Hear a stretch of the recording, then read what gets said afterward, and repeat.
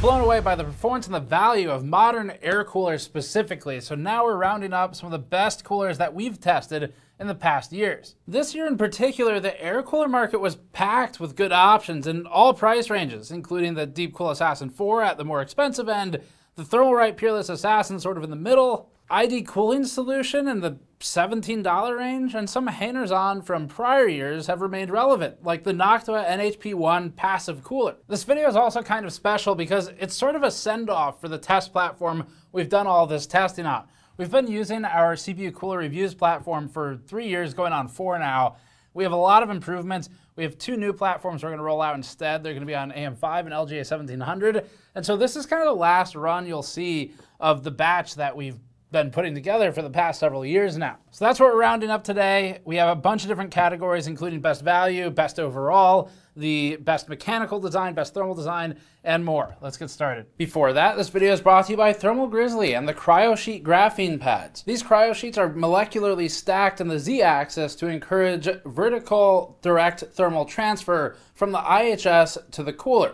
CryoSheet pads are made to be easily applicable for a thermal interface and completely avoid paste dryout because it's not paste. It makes them particularly useful for long service life systems with minimal maintenance. They come in multiple sizes for suitability on the most common laptops and desktop CPUs, and you can learn more at the Thermal Grizzly CryoSheets at the link in the description below. We have a massive list of coolers we've tested in the past couple of years on this platform, but we've removed all of the liquid cooling from this one, and we're focusing just on an air cooler roundup. For this, we have coolers that you've seen before, like the massive passive cooler, the Noctua NHP1, but also some new data that we had collected but never put together for a review. So that includes some Be Quiet entries, NZXT's T120, we have the ID Cooling SE214XT ARGB, I think I nailed it actually, and a lot of other coolers across 200 watt down to 68 watt heat loads. The usual setting expectation section for our roundup, so this is about coolers we've tested. There are a ton of coolers on the market, and there's some new ones that have come out in the last couple months, including from Be Quiet. They have a brand new round that just came out, and those will be in our next suite with our new testing methodology, which has some other big changes to it. But for this one, we're just looking at what we've tested so far. So there's a lot more out there too, of course. This will point in the right direction and get you some good data to work from. But of course, expand your research and look around at what else is available if something here doesn't quite meet exactly what you want. But we think we've got a pretty good list based on the numbers we've run. Additionally, as with the other best of roundups, this is meant to be a flyover to just acquaint everyone with some options, get you reoriented to the cooler market if you've been out of it for a little while. And then if you want the full depth for any individual review, you can check the links below for the ones that we think are the most interesting to get up to speed on those coolers in a more complete fashion. So that's how this is meant to work. Links to each review and links to the products will be in the description below. We'll also be running this as an article in short order. We already have best CPUs and best GPUs up as an article if that interests you. And then for a teaser for the new platform, new methodology, check that out at the end. But let's get started for the send-off for our veteran cooler platform at this point and see what its last round of data looks like. First up is the best overall, which is awarded for a balance of affordability or cost, thermal performance across all of the tested heat loads, pressure compliance with the IHS, flatness, and build quality.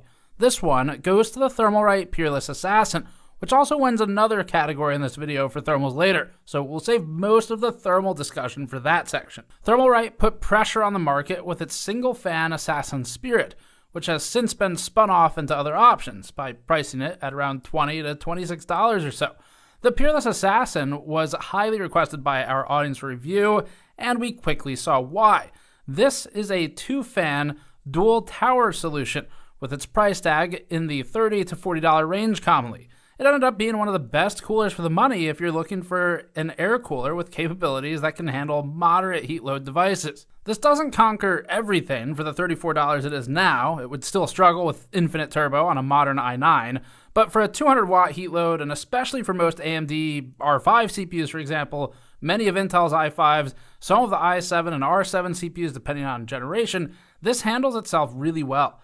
Other than its chart-leading thermal performance that we'll talk about later, the Peerless Assassin gets this rank for its nearly perfect pressure map that we saw in our review. Its cold plate flatness, point to point, was also among the best we tested. That particular test is to identify, point-to-point, microscopic pits or craters that cause gaps in contact. Thermalright has some minor attention to detail elements that help as well. It biases the heat pipes toward one side to allow for better clearance of surrounding VRM heatsinks for top-mounted components, and the build quality overall surprised us. Thermalright mostly makes its cost savings from the fans. They don't have fancy blades, there's no RGB LEDs, at least in the primary model we recommend, and these are extremely function-focused coolers. It's worth noting they now have multiple variations of this as well. But we reviewed one of the originals, and it's a chart leader. The mounting solution and process was straightforward as well. Our main criticism there was the pressure required by the captive springs to thread them onto the bracket, which is done better by Scythe and their newer coolers, so that's an area that Thermalright could improve next time. The looks really aren't special for this one, but they're good enough for someone who's okay with a function-first build. You could look at the Deepcool AK620 for a comparable cooler with more focus on the visuals if that's important to you. They have blackout models and RGB and all of that. We'll cover thermals more for the Peerless Assassin in a moment, but this one we think is deserving of the Best Overall award. The next award is for Best Value. This category primarily considers price to performance. It somewhat factors in build quality, features, and noise, but most heavily judges performance to cost. This is focused on single tower coolers, so the cheaper ones, single fan, and one fin stack. We'll come back to higher heat load performance in the Best Noise-Normalized Thermals category in a little bit. We're looking at under 125 watts here, and we're not weighing build quality, ease of installation, or extra features very much for this one.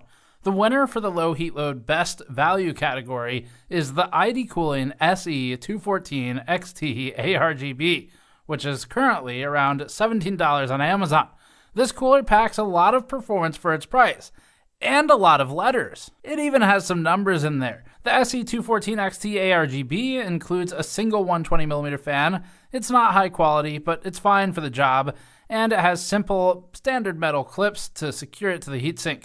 The cooler is also about as short as a 120mm cooler can be, without going horizontal anyway, like the Geoshark, for example. That'd be the JF13K, which is a really unique cooler. But because this one is short and it's a single fan, it benefits from a narrow tower that allows it to distance itself from the ramp. The cold plate has 4 direct contact heat pipes without a nickel-plated base, and it uses a 2-point contact mount to secure it to a pair of 4-point brackets. There's not much in the way of looks. ID Cooling has the RGB fan, it's got a black top plate, some black caps for the heat pipes, and that's about it. The cooler really isn't anything special, but that's the point. It's affordable while still being widely available.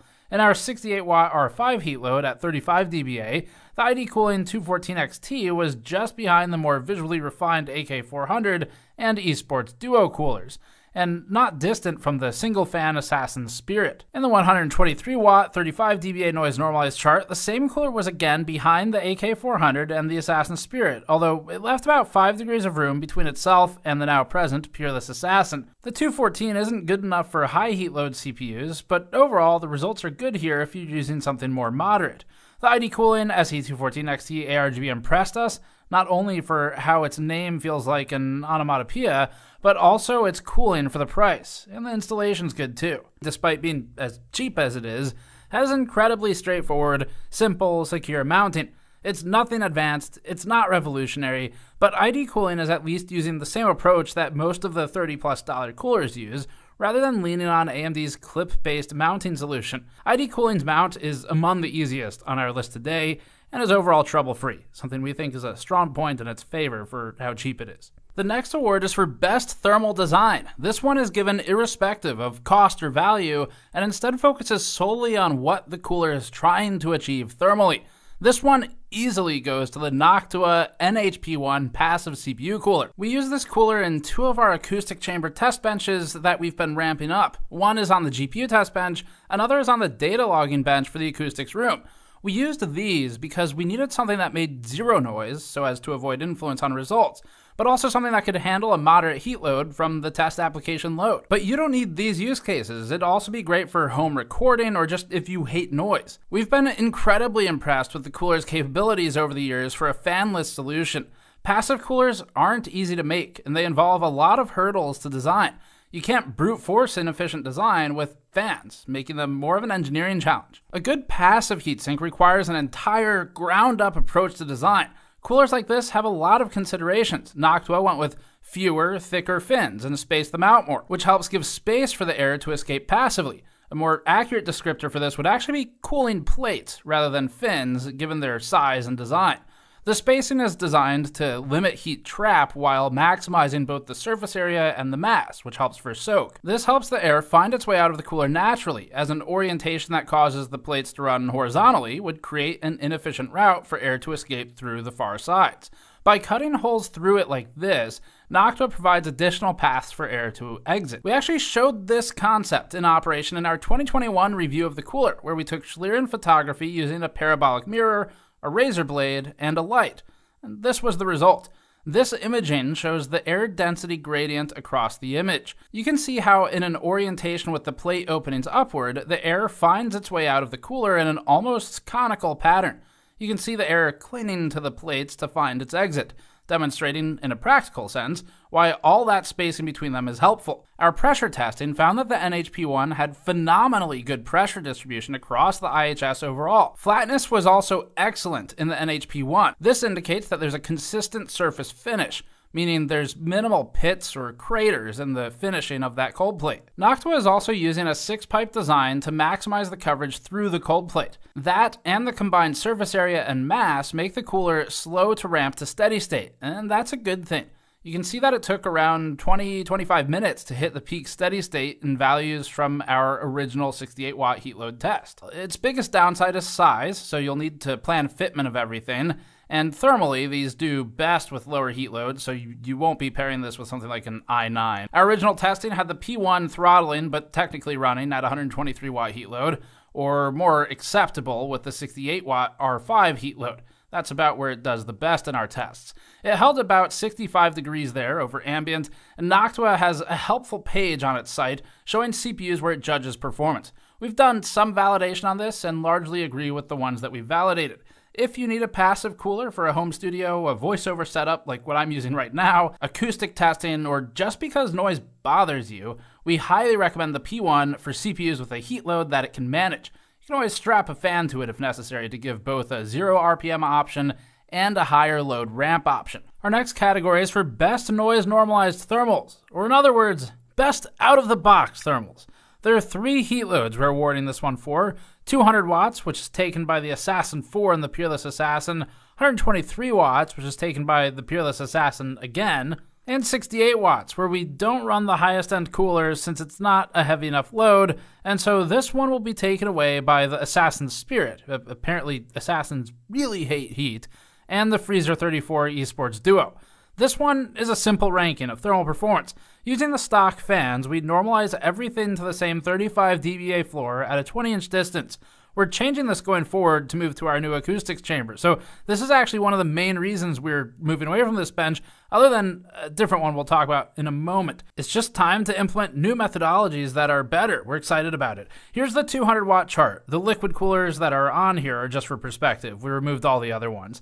The Peerless Assassin ran at 56 degrees Celsius here over ambient, with the Assassin 4 with an error of it. They're basically the same here. The AK620 is also about the same. The Ninja sets the floor, but we didn't particularly like that cooler. The Fuma 3 is actually one of the reasons we're retiring this bench other than the acoustics discussion, and that's because we expect it to perform better on a modern IHS, as some of the tuning that Scythe did was to the cold plate. And here's the chart for 200 watts load at 100% fan speed. In this one, the Assassin 4 with 3 fans pushed to the top, but also ran relatively loud. The 2-fan solution for the Assassin 4 is just behind it. The Peerless Assassin is also up at the top, and the editors are going to have a fun time trying to figure out which Assassin to highlight for this one. In this one, the Fuma 3 is also doing better than the Fuma 2, but it's louder. So the improvement is at the cost of noise efficiency. The Vetra V5 also enters this chart, setting the floor as a single tower, single fan solution. Here's the 123 watt heat load chart at 35 dBA. This one introduces a bunch of coolers we hadn't previously published, so it's new data. Introduced here, we have the single fan Kotetsu Mark III, the NZXT T120 RGB, the T120 non-RGB, which has a higher flow fan, the Be Quiet Purock 2FX, the ID Cooling SE214 XT ARGB, Dark Rock Pro 4, and the Fuma 3. All of these were added to this final round of charts before we move to our new platforms. Of these, the leaders remain the Peerless Assassin and the Fuma 2 when noise normalized. The AK620 and the Dark Rock Pro 4 rank alongside the Fuma 2. For single-fan coolers, the NH-U14S leads, followed by the Thermalright Assassin Spirit at 58 degrees. Kind of a wide gap between the two, all things considered. The AK400, the ID Cooling SE214, and the Pure Rock 2FX are all similar. NZXT's T120 doesn't do great, down at 60 degrees over ambient, but it's okay. The RGB variant consistently ran about 4 to 5 degrees worse in our testing here, which aligns with the reduced flow on the fan. Finally, at 68 watts and noise normalized, the Assassin Spirit, the Esports Duo, the AK400, and ID Cooling SE214 XTA RGB are all about the same. The 214 is impressive here for its value. The T120 and T120 RGB again punch below the average result for a single tower, but at least they're doing better than some of the small coolers on this chart. Almost everything is doing better than the stock AMD coolers, and the NHP1 is obviously a special case since it has no fan. It's within spec and not throttling. The next award is for the best ultra budget cooler. The objective here is the cheapest possible cooler that technically gets the job done, even if it's not what we'd call good overall. And this is obviously aside from included coolers. We're giving this to the Jonesbo CR1200 we reviewed this year, which is currently on sale for $2.27. This model is only compatible with AM4, not AM5. It also doesn't include the LGA1700 support on its list, but that's probably a good thing because that IHS is bigger and it wouldn't be very good at that. But in general, this cooler is just not that useful unless you're working with older systems and you don't want a stock cooler. But to its credit, when we reviewed it, it was able to sustain the 68 watt heat load at 35 dBA normalized, keeping it below the Wraith Spire and about tied with the Wraith Prism. At 100% speed, it ran at about 39 dBA and was quieter than the Wraith Prism, or about the same as the Spire, with the results landing accordingly. This cooler is cheap, it feels cheap, its fins are very flexible, it makes metallic noises when you breathe on it the wrong way from the flimsiness of the metals, and generally speaking, it's not particularly good. The fan is only 92 millimeters, somehow it manages to still have LEDs though, but in spite of all of these things, the cooler passes on a technicality of just getting the job done. And because it's $2 to $3, it's honestly kind of amazing that it's not just thermal throttling. Depending on use, this is basically a small upgrade over a stock cooler, but maybe not worth it. It might make more sense in situations where you have no cooler at all and where you can wait a few weeks to get it. But we still wanted to mention this dinky cooler for its oddly good thermal performance. It seems physically impossible that this product is profiting. So maybe there's some kind of subsidy going on. But either way, $2.27, or whatever it is by the time we upload because it keeps changing, is comically low. The next award is for Best Mechanical Design. This section covers the overall considerations and quality of life features that the manufacturer makes. It also looks at pressure distribution, the installation process, cable routing and cleanup, aesthetics, and usability. So basically the total physical package of the cooler. For this, we're giving it to the Deepcool Assassin 4.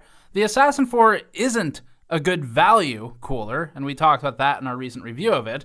It's $100 plus or minus $10. It's expensive. It's a dual tower, dual fan solution, but Deepcool put a lot of effort into making a flagship that looks good, cools competitively, and considers usability, like small features. Deepcool's Assassin 4 is a brick of a cooler. Its two fans are 120mm on the back as a pole fan and one 140mm fan that sockets centrally.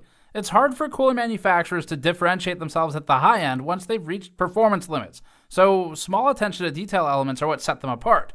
We liked that Deepcool includes a hidden cable channel that's notched into both the plastic fan housing and the fin stack, allowing for a clean, pinch-free cable pass-through. The back of the cooler also uses a slightly concave design that allows more of a gap to form between the rear fan hub and the fins, which, in theory at least, should help reduce the hub dead zone that can form. The central socketing fan has a downside, which is compatibility. Not just any 140mm fan will fit, so that's definitely a ding against the cooler. It reduces compatibility severely to just exact replacements or one older Deepcool model. But the upside is that it allowed Deepcool to reduce the overall height of the cooler, thus enabling them to fit a 140mm fan without hurting case compatibility. The fan sinks deeper into the channel as a result of this design. On the positive side, mechanically, the socketing and unsocketing of the fan is well designed and of good function. Deepcool additionally includes a fan mounting kit to add a third fan, something we tested in our review and with which we found small improvements in performance. These can fit most 120mm fans if you added one. It's also extremely easy to adjust the fan height for motherboard I/O area clearance, like of heatsinks, or of RAM clearance if you were to add the third fan. We had some critiques of the mounting solution, but overall, its pressure maintained good contact centrally of the AM4 CPUs we tested. You can find the criticisms in the review. Other small touches are primarily aesthetic, but at this cost, they need some of that too. The cooler has a checkerboard pattern on the front that's become a bit of a Deepcool theme. Functionally, any benefit would be irrelevant and probably nearly impossible to measure outside of simulation, but it looks cool. The cooler also uses easily removable mesh cover plates to help hide that central fan. They're not designed as part of the heatsink itself, but they provide a mechanically simple cover to use. We also liked that the cooler includes a physical hardware switch for a quiet mode and a performance mode. This is done by using a simple resistor to reduce the power delivery to the fans, thus slowing them down. You could do this in BIOS, of course, and just work from the performance one, but adjusting the curve with hardware can be easier for some builds, and it's a nice small quality of life feature for those of you who might prefer it this way. In our testing, we found that the quiet variant ran at about 37.5 dBA when at 100% speed, resulting in a 55-degree result at 200 watts. The performance result ran at 43.5 dBA at 100% speed, and these are both measured in 20 inches distance and a noise floor of 26 dBA, and this resulted in a 53-degree result. Our biggest complaint was of a fan whine that we heard. We have some samples of that noise in our review if you'd like to listen. It'll go unnoticed in builds with sufficient neighboring noise from other components, but it would be noticeable in silence-focused builds, so you should definitely check that out. So that's it for this roundup. There might be one or two more reviews that we publish with the cooler methodology that we've been using, just because they're kind of in the works already. But for the most part, this one is going to be retired, and what we're replacing it with is going to be two systems. Now, when we first started doing these reviews, and really up until recently, we didn't have the manpower or the processes to make it feasible to test both AMD and Intel sets of CPUs. And that's important because if you have the ability to do it, you get a look at how two very different IHS designs impact the thermals, which is relevant because cooler manufacturers will adjust their mounting hardware and shape the IHS, the cold plate, to try and match the IHS.